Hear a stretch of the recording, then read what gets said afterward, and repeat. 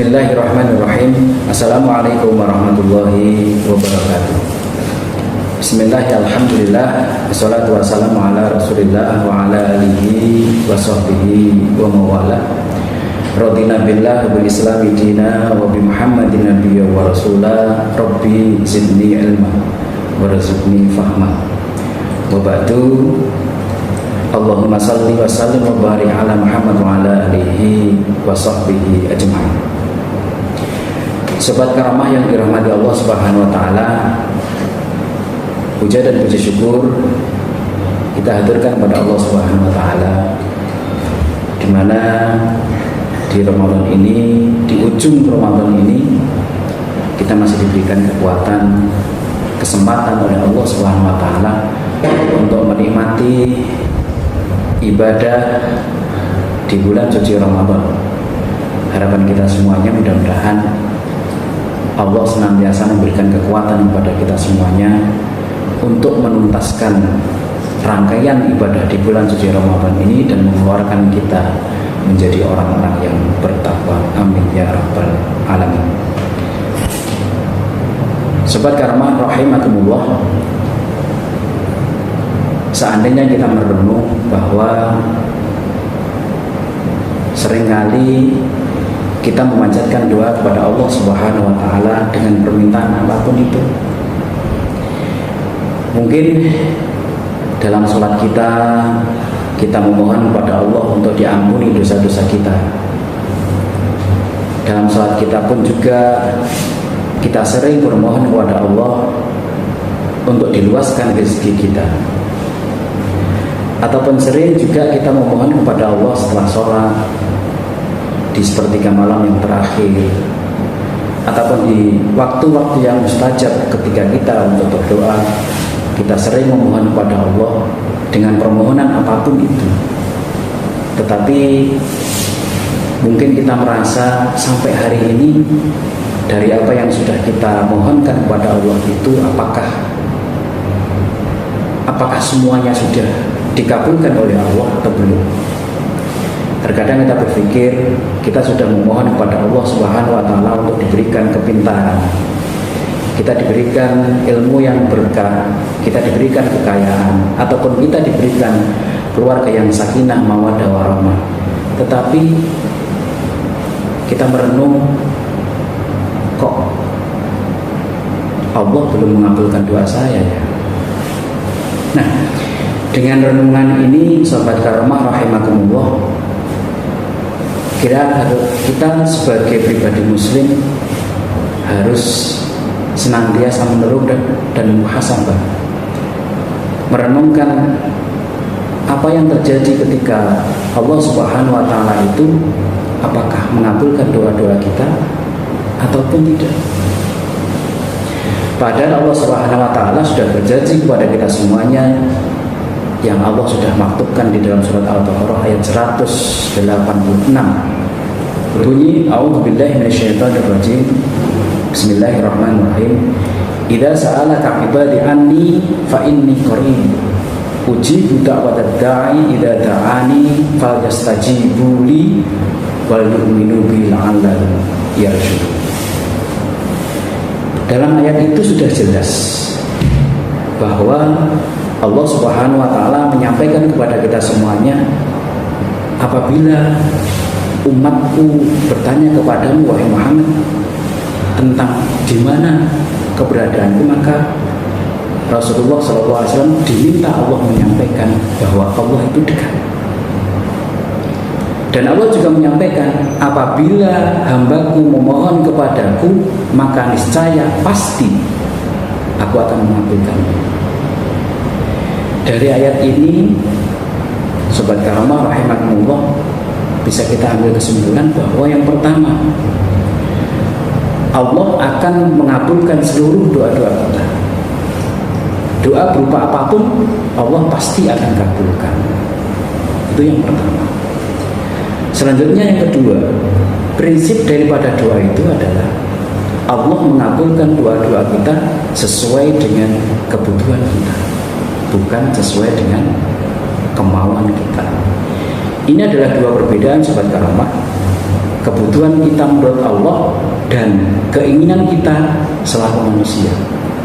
Allah sebagai Sang Khalik tentunya mempunyai sebuah pertimbangan, sudah mengatur hal-hal yang terbaik untuk kita.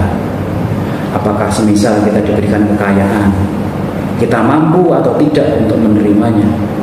Ketika Allah memberikan kekayaan ataupun ilmu yang banyak mungkin, apakah kita bisa menerima ilmu tersebut ataupun tidak? Tentunya Allah sudah mempertimbangkan itu dengan mempertimbangkan kebaikan kita selaku makhluknya Allah Subhanahu wa Ta'ala. Jadi prinsip yang kedua adalah Allah senantiasa mengabulkan doa-doa kita, namun sesuai dengan kebutuhan kita selaku makhluknya Allah Subhanahu wa Ta'ala. Selanjutnya, ketika kita bertanya, loh, kok sampai hari ini Allah belum mengabulkan doaku ya? Nah, ketika kita menanyakan ini kepada diri kita, maka mungkin ada beberapa hal terkait dengan doa yang belum, menurut kita belum dijawab oleh Allah Subhanahu wa Ta'ala itu. Boleh jadi kita belum sesuai dengan kriteria yang susah disampaikan oleh Allah Subhanahu wa Ta'ala, belum sampai sesuai dengan apa yang disampaikan oleh Allah Subhanahu wa Ta'ala. Boleh jadi doa-doa kita itu tidak sesuai dengan kebaikan-kebaikan kita, ataupun boleh jadi apa yang menempel pada diri kita, apa yang kita makan, apa yang kita pakai, apa yang kita usahakan, itu bukan makanan, bukan pakaian, bukan tempat, ataupun bukan usaha yang halal yang diridhoi oleh Allah Subhanahu wa Ta'ala. Karena sedikit keharaman yang kita pakai, keharaman yang kita makan, atau keharaman di mana kita itu melaksanakan perintah Allah tidak kita laksanakan, maka itu boleh jadi Allah Subhanahu wa Ta'ala akan menunda ataupun belum mengabulkan doa-doa kita. Sebenarnya doa kita sudah dikabulkan oleh Allah, tetapi ada hijab di antara itu semua. Ada hijab, yaitu hijab itu karena kemaksiatan kita kepada Allah Subhanahu wa Ta'ala. Itu poin yang harus kita perhatikan. Sahabat karamah rahimakumullah, dalam doa itu ada beberapa hal yang perlu kita perhatikan, yaitu di mana Allah itu menerima doa-doa kita dalam beberapa tempat dan beberapa waktu. Ada waktu-waktu yang mustajab untuk berdoa, ada pun juga tempat-tempat yang sangat mustajab kita untuk berdoa. Waktu-waktu yang mustajab untuk berdoa diantaranya adalah di sepertiga malam yang terakhir. Ketika kita bermunajat, ketika kita melaksanakan sholat tahajud, di situ nilai kedekatan kita kepada Allah Subhanahu wa Ta'ala itu sangat-sangat dekat, sehingga waktu-waktu itu adalah waktu yang sangat mustajab untuk kita berdoa kepada Allah Subhanahu wa Ta'ala. Kemudian waktu yang lain yaitu di antara azan dan iqamah. Jamaah karamah rahimakumullah, seringkali kita itu mengabaikan ataupun tidak tahu ternyata waktu antara azan dan iqamah itu adalah waktu yang mustajab. Oleh karena itu kita manfaatkan antara azan dan iqamah, kita bermunajat, kita memohon kepada Allah, dan niscaya itu juga nanti akan segera untuk dikabulkan oleh Allah Subhanahu wa Ta'ala. Di antara waktu yang lain adalah ketika kita sedang bersujud. Jamaah karamah, ketika kita bersujud maka perbanyaklah berdoa. Perbanyaklah kita memohon kepada Allah selain daripada doa-doa di dalam sholat itu sendiri yang sudah dituntunkan oleh Rasulullah.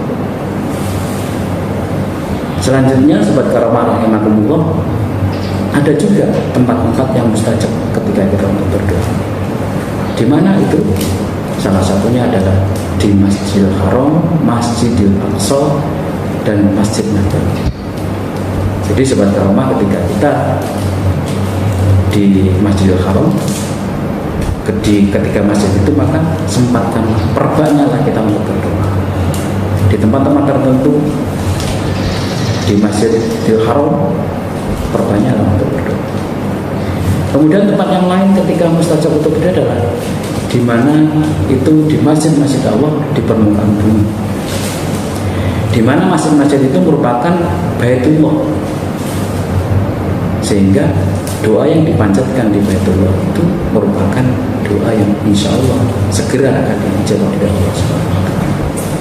Terutama di Ramadan ini, mumpung di sepertiga terakhir di bulan suci Ramadan, kita diisyaratkan oleh Allah Subhanahu wa Ta'ala untuk melaksanakan iktikaf. Dan iktikaf itu intinya adalah kita memohon duduk tenang dan memohon berzikir kepada Allah dengan apapun yang kita hajatkan kepada Allah Subhanahu wa Ta'ala. Oleh karena itu, mumpung kita masih diberikan kesempatan oleh Allah Subhanahu wa Ta'ala untuk menikmati Ramadan ini, kita isi sepertiga yang terakhir di bulan suci Ramadan ini dengan kegiatan iktikaf. Salah satu kegiatan iktikaf yang bisa kita lakukan adalah kita bermunajat, kita berzikir kepada Allah Subhanahu wa Ta'ala, kita berdoa memohon dengan apapun yang kita mohonkan kepada Allah Subhanahu wa Ta'ala sesuai dengan kebutuhan kita masing-masing. Tentunya kebutuhan dunia pun juga kebutuhan akhir. Karena sesungguhnya di bulan suci Ramadan itu Allah Subhanahu wa Ta'ala akan menuliskan takdir-takdir kita, akan memperbaiki takdir-takdir kita di masa-masa yang akan datang, yang disebut dengan malam Lailatul Qadar. Jamaah rahimakumullah, mungkin demikian yang bisa kita sharing di kesempatan hari ini. Mudah-mudahan bermanfaat. Kita akhiri dari Fathul Majlis. Subhanakallahumma bihamdika asyhadu an la ilaha illa anta astaghfiruka wa atubu ilaik. Assalamualaikum warahmatullahi wabarakatuh.